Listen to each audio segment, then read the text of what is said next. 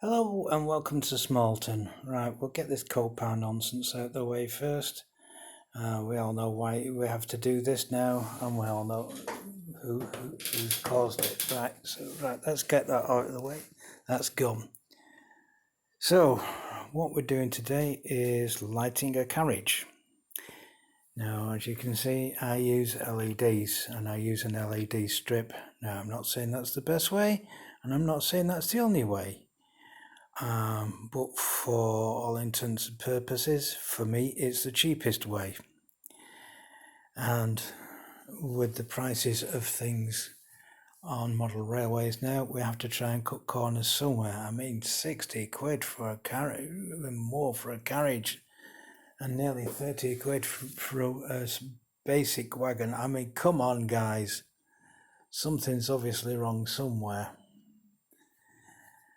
Anyway, right, rant over. So what we're doing, you can see we fitted this. I'm not going to show you soldering. Everybody should know that. If you don't know it, I'm sure somebody can teach you.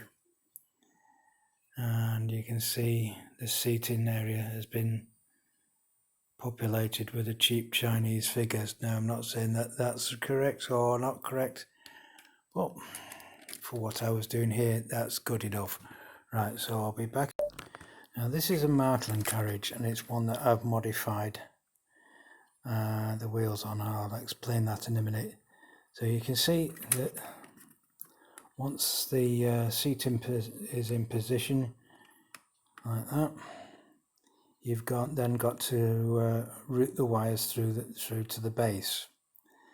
Now, I know there are kits out there, and I know how expensive they are, and for me that is a definite no-no.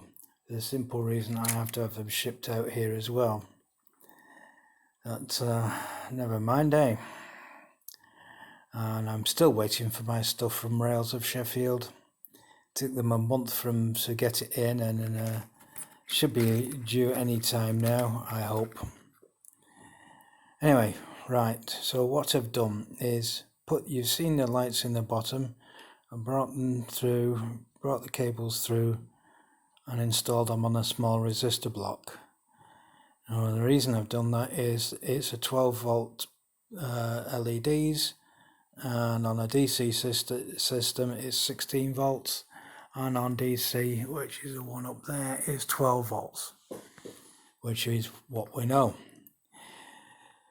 Now, what I would suggest you do, if you're going to do this on DC, which is quite possible to do it, make sure that you've got your carriages all pointing the same way in the direction that you want them to be, and make sure that you have the positive side on the same side of the wagon all the time. On DCC, it's not so important, as it still works. And yes, for those who are out there saying, oh, you need this, you need that, and you need the other, no, you don't. It works either way on the DCC system, and you can see what I've put in here. Just the resistor block and some cables. Right, I'll be back in a minute, guys, while I fasten this carriage back together. Well, here we go, guys. On the underneath, you can see that I brought the two wires out and just looped them around the axles. Now, with this being a Marklin, you can see how I've modified it with an insulator on the axle there.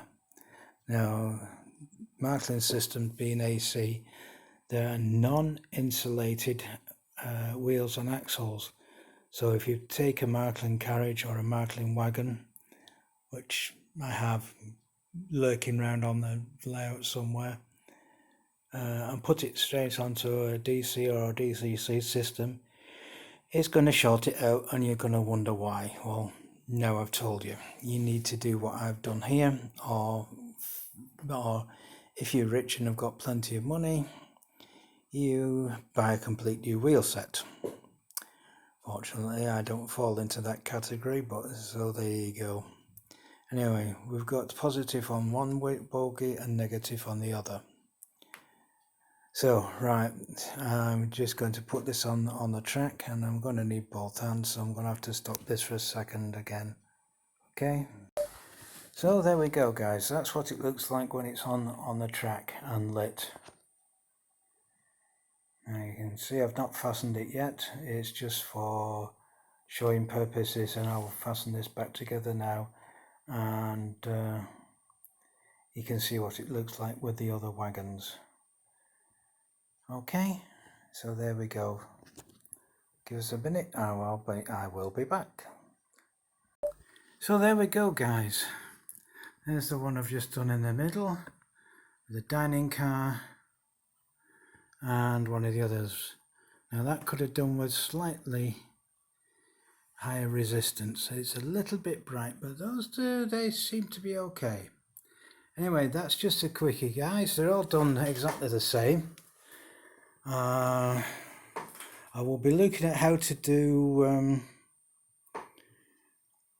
Hornby carriages on the next video, or the one after, or as soon as I can get some more cable, because I need some special cable for that. It's basically single strand copper cable, and oh, it's possibly old telephone wire or something similar, or I'll have a walk down to the local light shop and see what they've got. Anyway, so there you go, just a quick how I do it video. I'm not suggesting you do it the same, but it's up to you how you fix yours. But I would suggest that whether you're DC or DCC or whatever, that you wire the wagon, the coaches, in a way that they can run on anything. So there you go lads and lasses. So that's it for now, so take care and we'll see you again soon.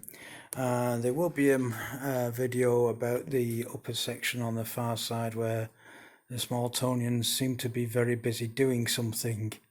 I have no idea what they're doing, but they've been hard at it for a while now, and considering the amount of time they took to demolish the block set of houses that were there, I'm expecting them to be a while before anything turns up. Anyway, so next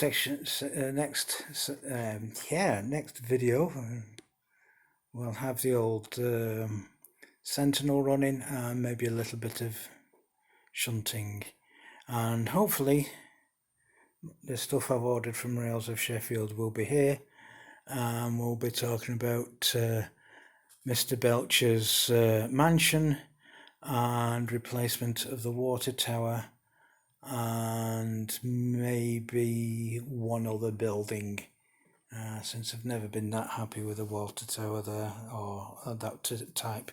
Anyway, so take care and we'll see you again soon. Bye for now. Bye.